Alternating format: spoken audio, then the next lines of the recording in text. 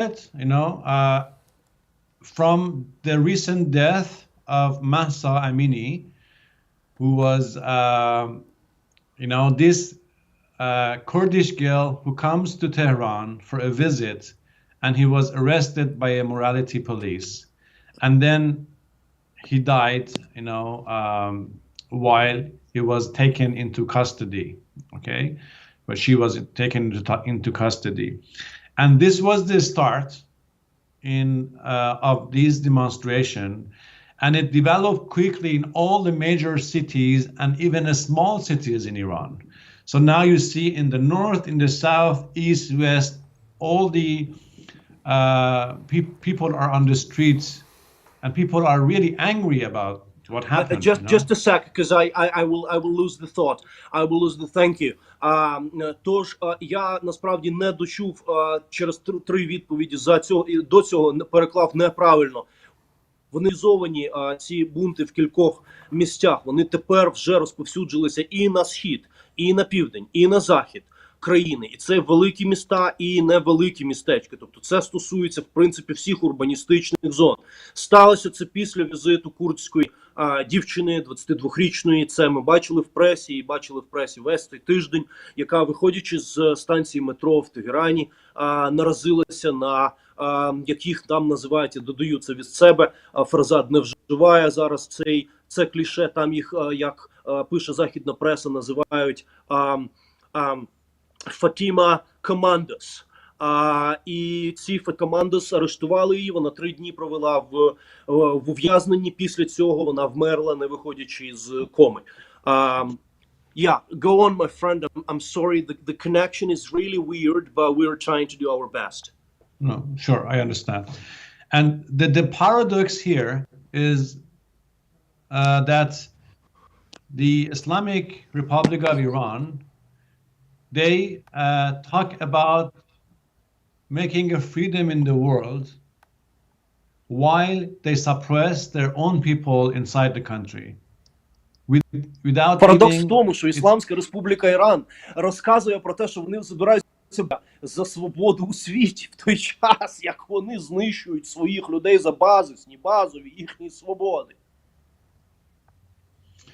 Yeah, so now this time what we can see are the women in the front line. This is something really obvious in the current situation, which is a major.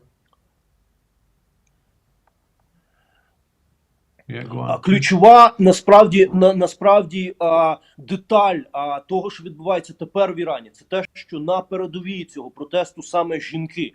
А це те, що відрізняє цей протест. I got a brief follow-up here, Farzad. So is it, because again, you know, sorry for my ignorance regarding the Iranian issue. Again, I was never writing seriously about this region. So again, excuse my ignorance. But is it a new situation where such a mass protest is indeed inspired and triggered and basically run by this at this stage right now by women in Iran? Yes, you know, if I want to clarify, you know, of course, this is not something that happened during a day or during a week. All these are, in my view, are the suppressed anger and hatred, which is actually planted by the authoritarian structure, you know, in the heart of the people. And this is, of course, the reaction and exploitation of this anger, you know, that you see during all these years, you know, when you are deprived of your basic human rights, you know, when women are not allowed to... Звичайно, це не трапляється раз на тиждень, це не трапляється на щоденній основі, це не часта штука, це подавлення, пригнічення людських свобод, яке не було систематичного такого, я імпровізую зараз насправді з перекладом, але я б сказав на рівні генетичному, на рівні підкорковому, підсвідомому. переклад не суперточний, але емоційно правильний. Go on, my friend. Yeah, and so this is the continuation, and the killing of Mahsa Amini, this beautiful young girl, was the trigger for the people to come out on the street again, you know. І тож, власне, вбивство цієї прекрасної 22-річної дівчини і стало тим тригером, який виплеснув людей на вулиці. Yeah, and then I would like to emphasize that, you know, still women are being detained by the morality police during the last years. And we are really inspired by the bravery of the women now in the front line of these demonstrations, you know. And in fact, they are standing in front of the dictator's troops, the women. So it shows that women... Арешти поліцією моралі ставалися і раніше, але тепер ми всі натхнені прикладом жінок, які стоять перед тоталітарною поліцією, перед поліцією тоталітарної держави. Yes, and I hope that the world hear all these the voices of my people in Iran, and this slaughter of people that is happening right now that I'm talking to you. And unfortunately, they are increasing the forces and they are slaughtering the people on the streets by shutting down the internet and connection to the world. Вони просто вбивають, вони знищують людей на вулицях, вони вирубають комунікацію з ними, вони посилюють поліцейські загони. І я хочу звернутися до світу, який має звернути на це увагу. Farzad, I have a question again. How many, in your opinion, how many do you estimate people were actually massacred, killed, slaughtered by the morality police this or that way during this 40-year of reign of the terrible regime? You know, it is not limited to just the morality police. Okay, morality police is one of the features of this totalitarian pressure and structure. You know, during the last decades, we have seen many different demonstrations during the elections or for other reasons. You know, just recently, I'm sure you know about the Ukrainian aeroplane, which was shot down on Iran. You know, so there was also some other demonstrations. But each time, all these demonstrations has been suppressed by the government, you know, very brutally, you know. So unfortunately, you do not have the right to demonstrate and to express your idea freely about what is happening, you know. And then if you do so, you are the enemy. And this is the reason for the government to kill and suppress. Тож, звичайно, що це не обмежується поліцією моралі. Це стосується всіх силових структур, це стосується питань політичних. Нещодавно було збиття українського літака над Іраном. З цього стосувалися так само протести, мітинги в Ірані. Будь-який протест проти будь-чого, що робить уряд, це автоматично робить тебе ворогом в моїй країні. I'm sort of done with the questions, but I'm absolutely positive that Agія Загребельська would have a bunch of those. Я впевнений, що Агія матиме зараз кілька питань. Я тоді буду українською, а ти вже далі перекладеш, щоб ми не плуталися. Перше питання, мабуть, найголовніше і найважливіше сьогодні, як для мене, так і для України, і для світу. Я знаю, що прогнози західних аналітиків з приводу завершення цих протестів, вони поки що трохи песимістичні. Як одна з причин зазначається, чому вони не зможуть призвести до зміни уряду. Перш за все, до зміни влади, я б сказала, навіть не світської, а скоріш релігійної, тому що я так розумію, що головна якраз особа, проти якої протестують, це Алі Хамінеї більше, а не Раїсі сам по собі. І ось основна причина, яку вони називають, полягає в тому, що немає лідера протесту, немає штабу, немає побудованої координації, немає об'єднаної опозиції. Чи дійсно це так, і які плани взагалі, що з цим робити? So some Western analysts, basically most of the Western analysts, from what I understand from Agia's words, they are pessimistic about the outcome of this series of protests due to the absence of the leading figure in this movement, and also due to the fact it's focused more on not on political but on, of course, on religious leadership, which is harder to attack. And therefore,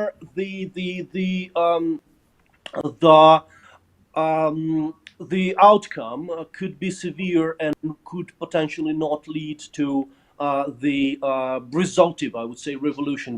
What is your take on that? Yes, I have to mention 2-3 different points. First of all, the Islamic Republic of Iran has never let any opposition to be formed, either inside or outside Iran. You can see it. Перше, Республіка Ісламська Іран ніколи не дала сформувати опозиції ні всередині країни, ні за її межами в емігрантських колах. Yes, and even we do not have a real political party, opponent party in Iran. They don't let it form. You can see this in for example, presidential elections in Iran. There is no option, freedom option of people for election, okay? В політичних виборах президента немає вільної політичної опції, вільної політичної кандидатури. Політичні партії не сформовані, фактично ні в якому вигляді. But I think, although that there is no public figure, but I believe that this leadership will form in the course of this demonstration. Not necessarily, we do not have to have because the time has changed. And I think I can give an example of the France, for example, demonstrations or some changes in the world that they did not have necessarily have the leadership. Згадаємо французьку революцію, не обов'язково має бути конкретне лідерство, так? А я кажу, Фарзат, від імені Фарзата, я кажу про те, що я думаю, що протягом цих протестів сформується і може сформуватися, власне, той лідер, який буде політичним лідером. But now I would like to emphasize on one saying. The dictators suppress many times, but they will fall down only once. Тиснуть диктатори багато разів, але падають вони лише один раз. Yeah, so I think these demonstrations with all the suppressions and all these slaughtering people, finally will lead into a major change in the structure. And we are hopeful about that. Це масове вбивство, цей масовий пресинг, він нарешті призведе, оптимістично говорить Фарзат, до кінцевої зміни структури. And I understand the point that with the leadership, the things are much more, but I feel that within this process, the leadership will also form. Словом, і в цьому процесі, як я вже сказав, лідерство буде сформовано. Можна уточнення? Уточнюючи тоді питання. На сьогодні я знаю, що окремі, якщо їх можна так назвати, опозиційні іранські політики, ну, знову ж таки, в розумінні, що таке іранська опозиція, з урахуванням попередніх коментарів, колишні, в тому числі законодавці, окремі більш прогресивні медіа, знову ж таки, наскільки вони можуть бути взагалі в Ірані, основну вимогу, яку вони просувають, це ліквідація поліції моралі. Якщо поліція моралі буде ліквідована, чи буде цього достатньо для того, щоб ці протести розійшлися? Дуже круто. So some media that is sort of quasi kind of free. We know that there's no free media, but at least quasi sort of so say different from the mainstream. And some of the former politicians claim that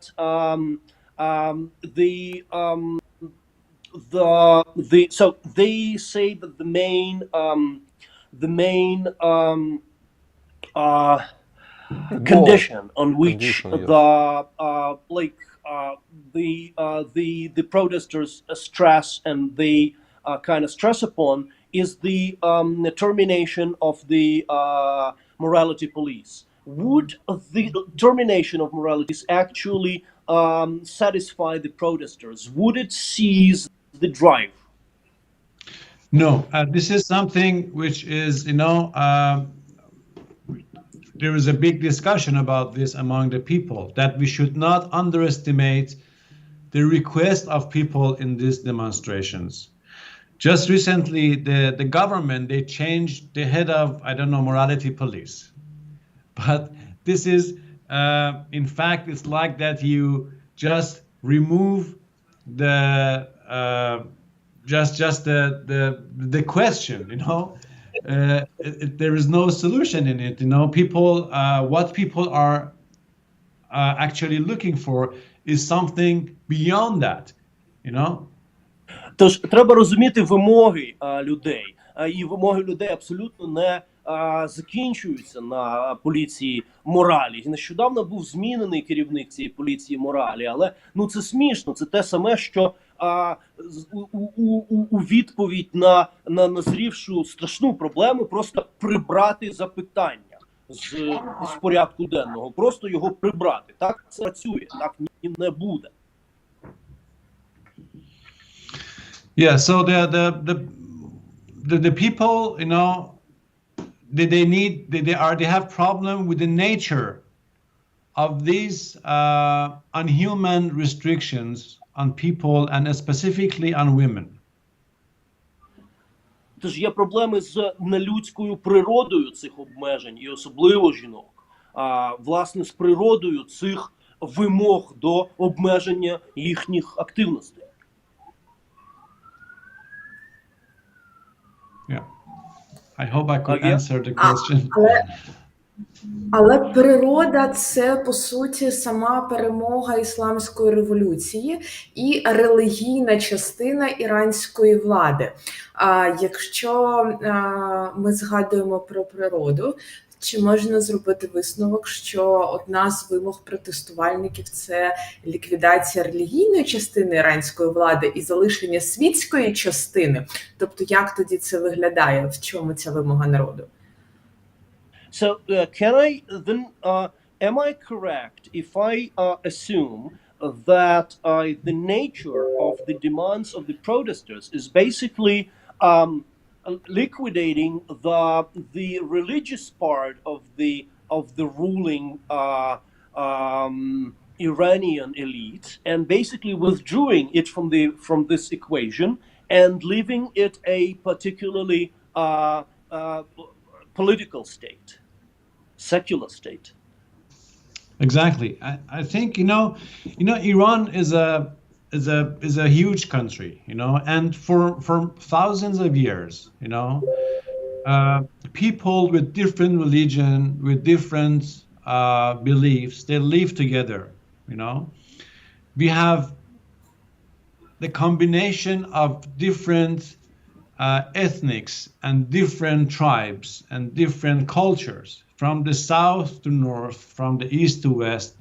You see Kurdish people, Turkish people, Fars, different things. We have been living together for thousands of years.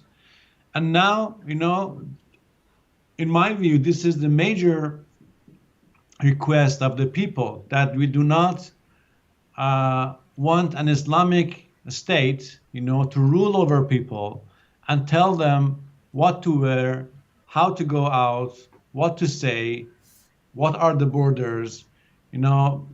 These are not acceptable. And especially for the new generation, you cannot inject religion into their mind. And with all the respect that I have for all the beliefs and all the religions, I think the policy of the Islamic Republic during the last 40 years has made the people to go away from the religion. When I was younger, I could see people to have more faith in religion than now. You can go and talk with the new generation. They have completely destroyed, if there was something, So definitely, the religious state, I think, is the major request of the protesters in the current demonstrations. Тож, Іран величезна країна з велетенською довжелезною історією і з силою селеною етносів. Етноси іранські, курдські, тюркські, всі вони так чи інакше не задоволені релігієзацією цього суспільства. І 40 років тому це сталося. Я пам'ятаю, що на мій вік, коли я був молодший, суспільство було набагато релігійнішим. Тобто, насправді, ісламська революція відвернула іранське суспільство в реальності від релігії, а не навпаки. And we're about the same age, right, Farzad? I'm 42. How old are you, if I may ask? Yeah, I'm 45. You're 45, so we're about the same age. And basically, you were born 5 years before this whole madness started. Тож ти народився за 5 років до початку божевілля. Yeah. You were born 5 years before it started, right? That is correct. I was 2 years old when the revolution happened. And I and my generation, we grew up with all these limitations, They started to separate men and women, and so our generation witnessed these limitations not in our daily life, So at a certain time, the very obvious things, like music, like the way you dress, were forbidden in Iran, You could not play chess. Я виростав в суспільстві, де музика, де поведінка якась нерелігійна, неканонічна, вже починала до неї починали ставитися уряд як до токсичної. Вже до неї з підозрілим почали, власне кажучи, оком дивитися влада. І я саме зростав в такому, так, ти майже вгадав, 2 роки мені було в момент, коли сталася ісламська революція. So during this time, you could be arrested for anything. If you had at a certain time, if you had a girlfriend, for example, and you had to hide it, and you had to, if you wanted to go and walk out on the street, you have to walk in distance, for example, for 3 meters, that nobody comes and stop you and ask what is your relationship together. Ти не міг мати стосунків на кшталт boyfriend-girlfriend. Це було просто виключено. Ти мав йти за кілька метрів від своєї пасії для того, щоб ніхто з поліції моралі не міг схопити тебе або її за руку і спитати, а що ти тут з нею робиш? I'm just giving you these I'm sorry for me to use this word, but these cheap examples to see the tragedy inside this issue, okay?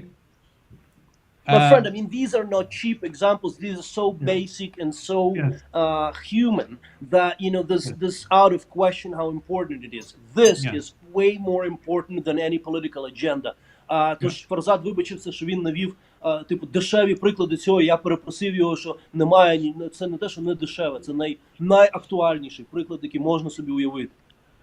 Yeah, I'm talking about my own experience. I have been arrested when I was 17-year-old, when I was a teenager, for having a long hair, for example. Я був заарештований, коли мені було 17, за те, що я носив довге волосся. Мені було 17. I saw my father being arrested because he was wearing a short sleeve t-shirt. Мого тата заарештували на моїх очах, тому що його рукав на футболці був трошки коротший, ніж треба було. Can you show me how long or short should it be? So if that should be legal, how long it... Up to here, yeah. As a man, you couldn't wear at a certain time. Up to here is illegal. A short sleeve shirt, yeah. Okay. I was arrested for reading a Time magazine because I wanted to learn English. Мене арештували за те, що я читав журнал Time, тому що я вчив англійську мову. And I can give you hundreds of these examples of what happened to me, my friends, and to our generation. If you had a birthday party, we always had to live with this phobia that the police will rush into your house any minute. Я можу тобі тисячі прикладів навести подібних історій. Якщо ти мав партію на день народження, то поліція могла вдертися в твій будинок будь-якої секунди, щоб розігнати все це дійство. And during the course of time, of course, this has changed by having a little bit a reformist government. Okay? In the course протягом of the певного time, часу це змінилося через реформаторський уряд. And then the pressure was not, you know, as before. They understood that they cannot limit people from everything, from the very basic rights. For example, at a certain time again, they were attacking people if somebody had a satellite. So you could be attacked in your home and be arrested because of having a satellite at your home. And it was some sort of a lighter regime, huh? Not that strict. Yeah, I mean, but these were the realities during this time. Потім правила до певної міри послабилися. Тобто певні порушення вже не стали кримінально переслідуваними, але, наприклад, тебе могли посадити у в'язницю за те, що в тебе супутникова антена на будинку. Все, ти в буцегарні. So these limitations.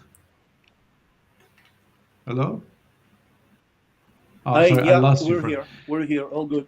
Yeah. So these limitations changed. The level of limitations changed during the course of time, but it's still there. And now, with the current, the recent elections in Iran.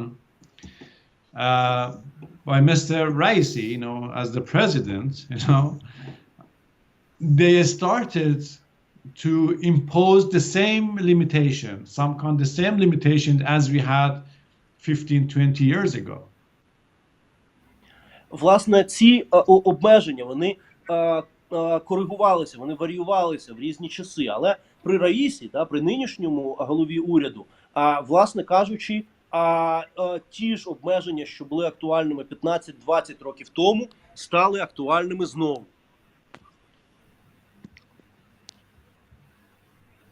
Yeah, and then they increased the morality police patrols on the street again, and they start to not only, you know, in the society, but on the other areas, like if you see the limitations on the filmmakers, you know, at this time. Now Ну, і I'm тепер talking to почали you. стосуватися обмеження інших верств населення. Тих, хто знімають кіно, наприклад. Тих, хто робить фільми. Yeah. At this time, lots of Iranian artists, filmmakers, activists are in prison. Mohammad Rasulov, Jafar Panahi, and many other people, I can give you an example. They are in prison now because of their films, because of the freedom of expression. Величезна кількість режисерів, які знаходяться у в'язниці, які знаходяться за ґратами через, власне, обмеження свобод слова. Yeah, so now going back to your question, I would like to say that the limits of the requests of the people cannot be solved by just throwing away the police patrols on the street, the morality police. People request is much higher than that. People want freedom. They want Тож human rights expressions. Зупинити протест не зможе лише ліквідація поліції моралі. Ні. Вимога популярного руху набагато ширше. Це стосується всіх, власне, частин життя. Yeah, but this was the trigger, of course, and yeah. Well, thank you, my friend. Thank you for your time. Можна ще одне питання? Так, давай, ще одне від Агі. Just one more. Вибач, останнє. Чесно, я спробую It's okay. пакувати. Світ намагається підтримувати максимально Іран. Вчора, для прикладу, журналістка CNN відмовилася брати інтерв'ю у Раїсі, тому що він вимагав одягнути хустку на голову. Ми знаємо, що Байден підняв це питання з Генасамблеї ООН. Але в чому проблема? Ми боїмося, я так скажу, за світ в цілому, занадто гучно про це говорити, щоб не підкидати масла у пропаганду іранської влади про те, що ці протести підпалюються Заходом, що це західні іноземні актори насправді фабрикують ці протести всередині Ірану. Наскільки ця провладна іранська пропаганда дійсно працює? Чи варто нам за це турбуватися? Чи все ж таки світ може, не переживаючи, згадувати зі всіх майданчиків протест іранського народу, і це не буде використано іранською пропагандою як доказ того, що це насправді зовнішнє управління? So, world is kind of reluctant to be extremely viral, extremely proactive about supporting Iranian protest due to the fear that Iranian government would hit back on its people, claiming that this is the Western influence, the Western agents within the society, the Western powers from the outside that are triggering these protests. Is it like thing that we should be aware of? Is it a thing that we should take into account when we try to be as viral as possible about Iranian movement? Yes, I think that is a very good point that you brought up. In all these years, if something happened, if people wanted to actually request their legal rights, the government has always connected them to this very old scenario of the foreign agents and a spy, you know, in the world. So, Типова картина. Дуже гарне це питання. Дякую за нього, тому що воно абсолютно влучне, абсолютно актуальне. Протягом всіх цих років це використовувалася шпіонська ця гра, шпіонська теорія змови, власне, в такому ж ключі. You know, I don't want to deny that maybe there are minorities who would like to take advantage of the situation, okay? But what you see on the streets are real people, are my brothers, are my sisters. You can see old women, grandmas on the street. Just look at the videos, you know? It's us, it's people. we want change. And я не став би виключати, що є якісь маленькі групи опортуністів, які використовують цей рух на власну користь. Можливо, вони є. Але подивіться на цей протест. Це бабусі, це жінки, це ми, це мої брати та сестри, це народ. Ми хочемо змін. Yes, but Alexei, again, I would like to emphasize that the world, I think it's now the time for the world to stand on the side of the Iranian people. I know that now because of the Russia invasion on Ukraine, there are too many political games going behind the scene. So the West and many other countries, they try to make a deal of with Iran, just to, somehow for their own benefits. But the reality is that... Забагато партій розігруються на цій шахівниці. Тут українська війна, і Іран використовують для своїх партій, для того, щоб якимсь чином його використовувати в цих іграх теж. Це не можна забувати. Yeah, so at this time, with the shutting down of the internet and the slaughtering of the people, I think this is now the time of solidarity, of the world with the Iranian people. And I think this is something which is missing. We just had the speech of the Iranian president in the United Nations, okay? He was talking about the peace and he was prescribing the way of freedom to the world, while at the same time, its own people are being killed on the street and there's no voices in the world,